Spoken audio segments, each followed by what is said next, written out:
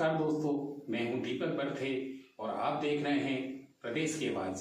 तो आइए बात करते हैं आज की कुछ खास खबरों की। भारतीय जनता पार्टी के प्रदेश अध्यक्ष व खजुराहो सांसद श्री विष्णुदत्त शर्मा ने केंद्रीय बजट 2024-25 का किया स्वागत। मोदी सरकार के नए बजट में देश को सशक्त, समृद्ध और आत्मनिर्भर बनाने का संकल्प, गरीब महिलाओं, युवा और अन्नदाताओं को सशक्त बनाने वाला है नया बजट। नए बजट में दिखी मोदी सरकार की 9 प्राथमिकताएं। विकसित मध्य प्रदेश की परिकल्पना को साकार करेगा केंद्रीय बजट। प्रदेश अध्यक्ष ने सर्व समावेशी बजट प्रस्तुत करने पर जताए प्रधानमंत्री जी एवं केंद्रीय वित्त मंत्री का आभार। भारतीय जनता पार्टी के प्रदेश अध्यक्ष व खजुराहो सांसद श्री विष्णुदत्त शर्मा ने केंद्र सरकार के नए बजट का स्वागत करते हुए कहा है कि प्रधानमंत्री श्री नरेंद्र मोदी जी के नेतृत्व में केंद्रीय वित्त मंत्री श्रीमती निर्मला सीतारमण ने जो बजट पेश किया है वह देश के युवाओं, महिलाओं, किसानों, गरीबों और समाज के हर वर्ग की ताकत देगा। बजट के माध्यम से प्रधानमंत्री श्री मोदी जी की सरकार ने देश को सशक्त, समृद्ध और आत्मनिर्भर बनाने का संकल्प जताया है। वर्ष 2024-25 का केंद्रीय बजट हर वर्ग के लिए मोदी की गारंटी को पूरा करने की दिशा में एक बड़ा कदम है। उन्होंने बजट को सर्वसमावेशी बताते हुए प्रधानमंत्री श्री नरेंद्र मोदी जी एवं केंद्रीय वित्त मंत्री श्रीमती निर्मला सीतारमण जी का आभार व्यक्त किया है। भाजपा प्रदेश अध्यक्ष श्री विष्णुदत्त शर्मा ने कहा कि समाज के हर वर्ग की बेहतरी को ध्यान में रखकर तैयार किए गए नए बजट में मोदी सरकार की 9 प्राथमिकताएं स्पष्ट रूप से दिखाई देती हैं।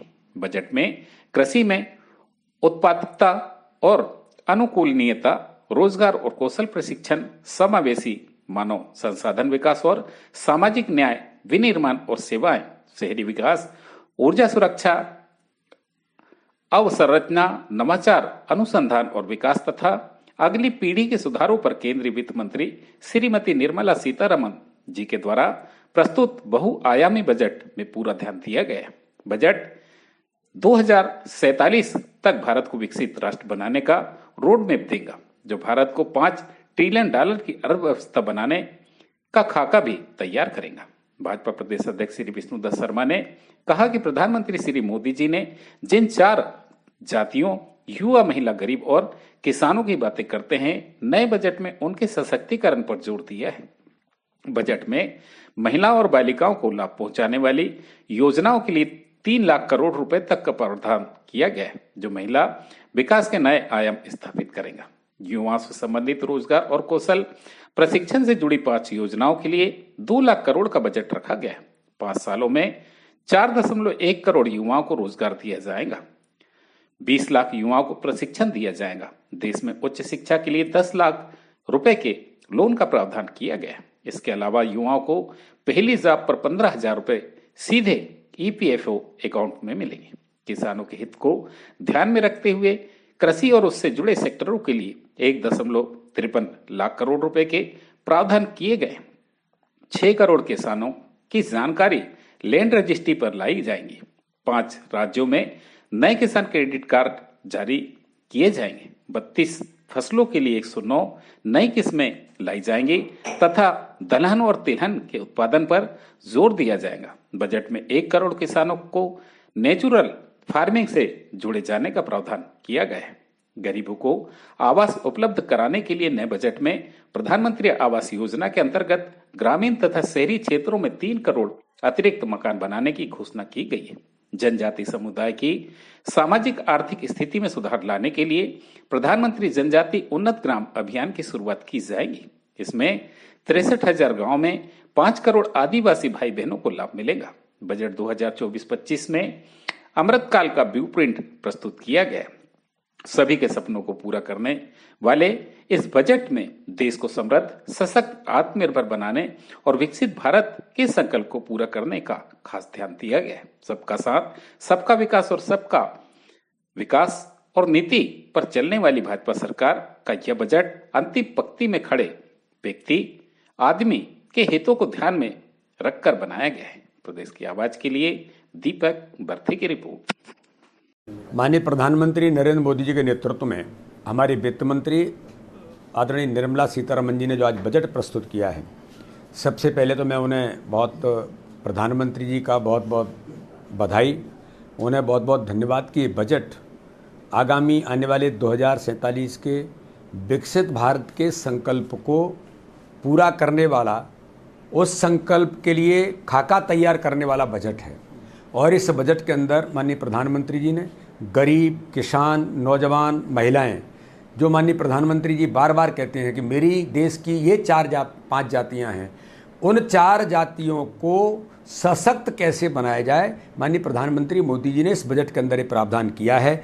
इसलिए अगर मैं कहूँ कि देश के नौजवानों के लिए 2 लाख करोड़ का बजट का प्रावधान करना, जो नौजवानों को रोजगार और कौशल प्रशिक्षण के लिए 4 करोड़ 10 लाख नए रोजगार के सृजन जो नौजवानों को मिलेंगे 5 वर्षों के अंदर, ये विजन माननीय प्रधानमंत्री जी का है इस बजट के माध्यम से कि 2047 में नेतृत्व करने वाला जो वर्ग है, वो आज का युवा वर्ग है जो 17-18 साल का है, ये कल जाकर के देश का नेतृत्व करेगा। उससे सशक्त तैयार करना, स्किल डेवलपमेंट के लिए जो प्रावधान माननीय प्रधानमंत्री ने किया है, इसके बारे में आज इस बजट के माध्यम से माननीय प्रधानमंत्री नरेंद्र मोदी जी ने जो नौजवानों को अवसर दिए हैं कि 20 लाख युवाओं को अलग से स्किल डेवलपमेंट देना, और इसके माध्यम से जो हमारे नौजवानों को माननीय प्रधानमंत्री ने कहा कि पहली जॉब जब उसकी लगेगी और वो EPF के अकाउंट में जब वो रजिस्टर्ड होगा तो 15,000 रुपये 3 किस्तों में उसको प्रोत्साहन देंगे।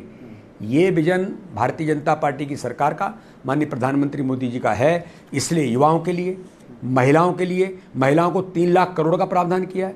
महिलाओं के लिए, बेटियों के लिए, आज किसानों के लिए आपने देखा कि 1.5 लाख करोड़ का प्रावधान किसानों के लिए किया है। माननीय प्रधानमंत्री मोदी जी ने पुनः गरीबों के लिए 3 करोड़ परिवारों को प्रधानमंत्री आवास उपलब्ध कराने का बजट ये साबित करता है। ये बजट बहुआयामी बजट है।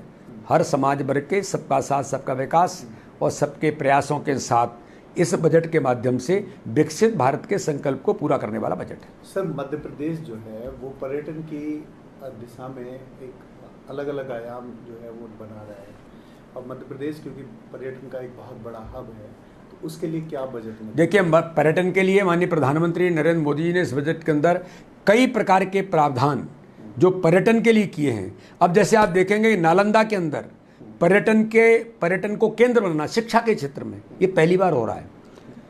इको टूरिज्म होता है, मेडिको टूरिज्म की भी बात चली, उसके भी कई प्रकार के प्रयास चले हैं, लेकिन शिक्षा के क्षेत्र में नालंदा जैसे विश्वविद्यालय को जो माननीय प्रधानमंत्री जी ने आज देश के अंदर जो हमारा गौरव है उसको एक टूरिज्म के तौर पर डेवलप करना और टूरिज्म के लिए अलग से जो प्रावधान किए हैं, ये हमारे लिए बहुत महत्वपूर्ण है।